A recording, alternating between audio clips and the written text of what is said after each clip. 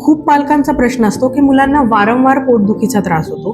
कित्येक जण अगदी 2-2 महिन्याला मुलांची सोनोग्राफी करून घेतात, पण ते प्रत्येक सोनोग्राफी नॉर्मल निघते, परंतु मूल कायम म्हणत राहतं की खूप पोटात दुखतंय, खूप पोटात दुखतंय. तर आज आपण वारंवार पोटदुखीची एक 7 महत्त्वाची कारणं बघणार आहोत. सगळ्यात महत्त्वाचं कारण जे प्रत्येक वयाच्या मुलांमध्ये खूप कॉमन आहे ते म्हणजे कॉन्स्टिपेशन. कॉन्स्टिपेशनची महत्त्वाची कारणे म्हणजे एक लहान मुलं ते 3 ते 4 वर्षापर्यंतची असतात, त्यांच्या आहारामध्ये दुधाचं प्रमाण खूप जास्त असणे, तसेच कोणत्याही वयोगटात मैदा, चॉकलेट्स याचं प्रमाण खूप जास्त असणे, मुलं खूपदा भाज्या आणि फळं खूप कमी खातात, पाणी खूप कमी पितात, यामुळे कॉन्स्टिपेशनचा त्रास मुलांमध्ये खूप कॉमन आहे. अशा वेळेला मुलं दिवसातून 2 ते 3 वेळेला सुद्धा संडासला जाऊ शकतात आणि पालकांना वाटतं की त्यांचं पोट साफ झालेलं आहे, पण मुलांना हार्ड स्टूलचा प्रॉब्लेम होत असतो. त्यामुळे मुलांचं पोट व्यवस्थित साफ होतंय का हे प्रामुख्याने तपासणं खूप महत्त्वाचं आहे. दुसरं महत्त्वाचं कारण असतं जंत.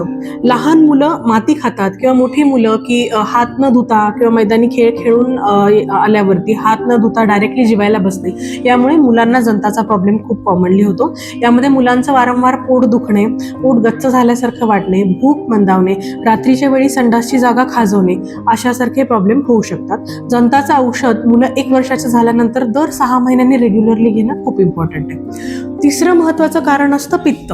मुलांना पित्त होण्याचं महत्त्वाचं कारण की खूपदा मोठी मुलं जी असतात ती शाळेत जाताना सकाळी उठल्यावर उपाशी पोटी डिरेक्टली शाळेत जातात किंवा खूप मुलांना चहा पिण्याची खूप सवय असते. यामुळे मुलांना पित्ताचा त्रास होऊ शकतो, ज्याच्यामध्ये पोट सारखं दुखणं, छातीमध्ये जळजळ होणं, पुन्हा भूक मंदावणं, उलटी आल्यासारखं होणं, चक्कर येणं अशी कारणं असे सिम्पटम्स दिसू शकतात. चौथं महत्त्वाचं कारण इन्फेक्शन्स, ज्याच्या बाहेरचं काही खाण्यात आलं, पाण्यात बदल झाला की मुलांना उलटी जुलाब सुरू होते आणि यामध्ये पोटामध्ये कळ मारणं खूप कॉमन आहे. 5वं महत्त्वाचं कारण हे आजकालच्या जगात खूप कॉमन आहे, ते म्हणजे स्क्रीन बघून ओव्हर इटिंग करणं, ज्याच्यामध्ये मुलांचा गट आणि ब्रेन ॲक्सेस हा काम करत नाही. जोपर्यंत स्क्रीन चालू तोपर्यंत मुलं खात राहतात, पोट भरलेल्या मुलांना कळत नाही, त्याच्या नादामध्ये ओव्हर इटिंग होऊन मुलांचं पोट दुखण्यास सुरुवात होते.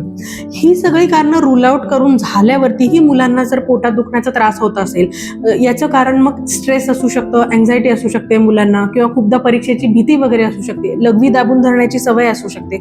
या प्रकारच्या पेन्सला आपण फंक्शनल ॲब्डॉमिनल पेन म्हणतो.